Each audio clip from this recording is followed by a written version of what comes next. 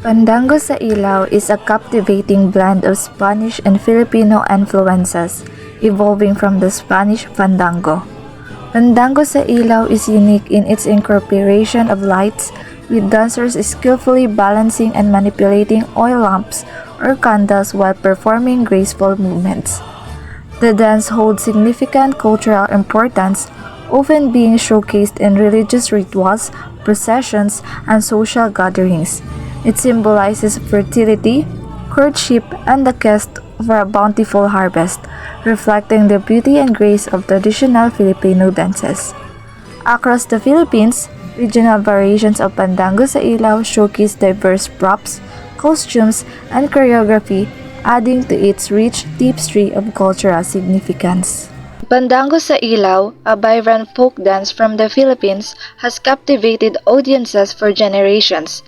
Its origins can be traced back to the 19th century, and since then, it has undergone a fascinating evolution in its dance moves, lights, and costume.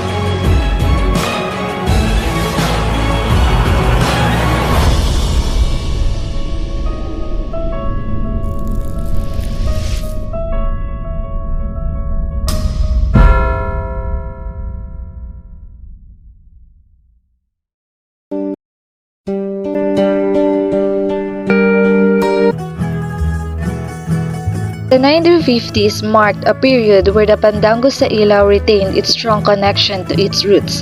The dance movements were characterized by a certain elegance and modesty. The dancers, typically a man and a woman, would perform a series of swaying steps and graceful hands movement, mimicking the flickering flames of oil lamps. The focus was on courtship, with the man's movements conveying charm and the woman's responding with a hint of shyness.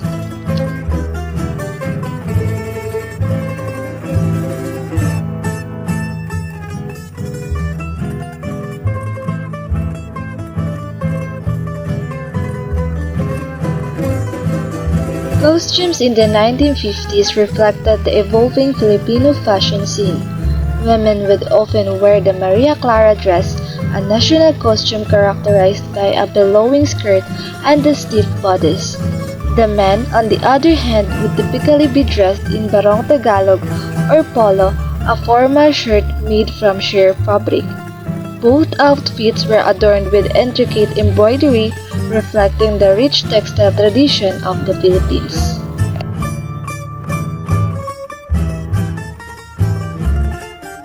The lighting during this period was simple and symbolic. Traditionally, oil lamps or gas lights would be used to cast a warm glow on the dancers. This soft light accentuated the elegance of the dance and created an intimate atmosphere.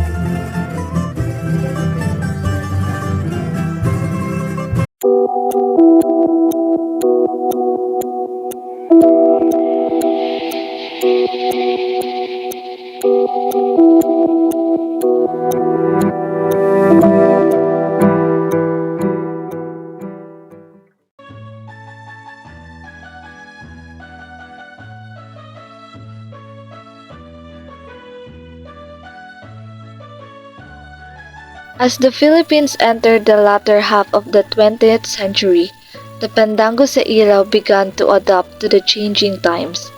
The dance moves became more dynamic and playful, incorporating faster footwork and more intricate hand gestures.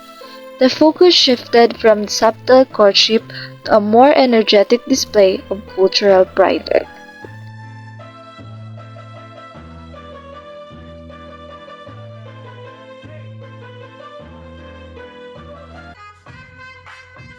Lighting also evolved alongside the dance moves. Stages began to incorporate more elaborate lighting techniques with colored spotlights and dramatic changes in intensity, adding a new layer of theatricality to the performance.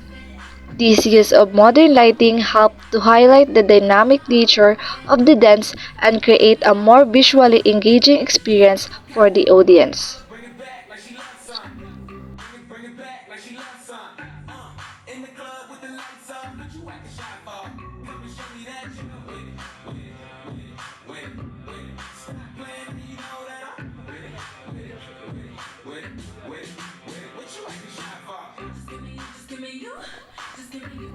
Costumes too embrace change. While the Maria Clara and Barong Tagalog remained popular choices for formal presentations, new interpretations emerge. Dresses made from lighter fabrics allow for greater freedom of movement, and embellishments with sequins and beads added a touch of sparkle. Men's Barong Tagalogs were sometimes modified with a looser fit for better agility.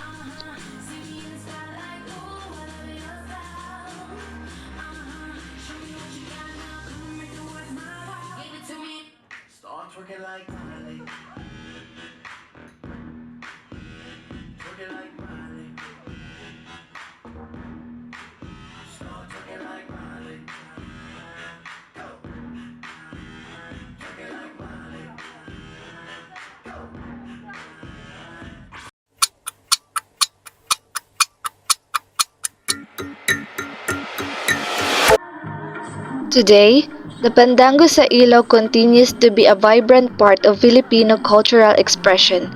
The dance retains its core elements of joyful movement and cultural celebrations while incorporating modern influences. Dance step may be infused with contemporary styles and lighting techniques, continue to become more sophisticated. Costumes showcase a wider range of interpretations, with some dancers opting for traditional attire and others embracing more modern variations.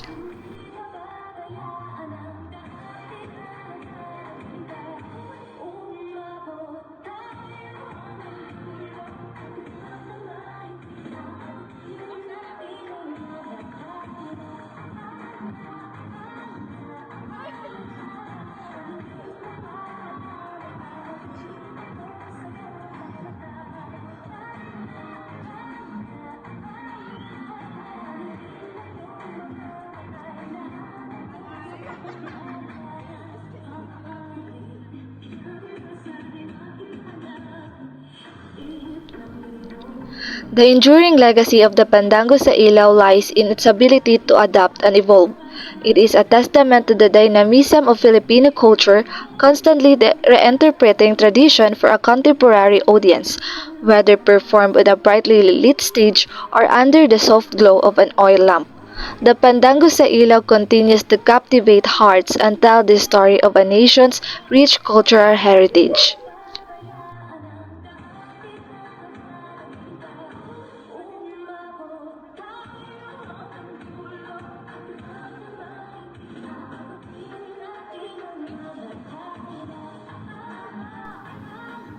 The Pandango sa Ilaw is still a trend today because of its energetic movement, lively music, and the light itself that is showcased not just in cultural events but also in celebrations like the feast in Las Piñas, which reached 524 views in 2023, and with a twist, danced by Team B with 2.8K views 4 years ago.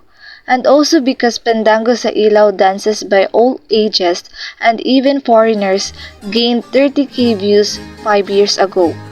Online platforms really helped in preserving the rich culture of Filipinos when it comes to folk dance. Before this video ends, I would like to thank my classmate, Miss Danica Turga and Miss Maristal Abilong for helping me and back-upping me through the practice up to the actual performance.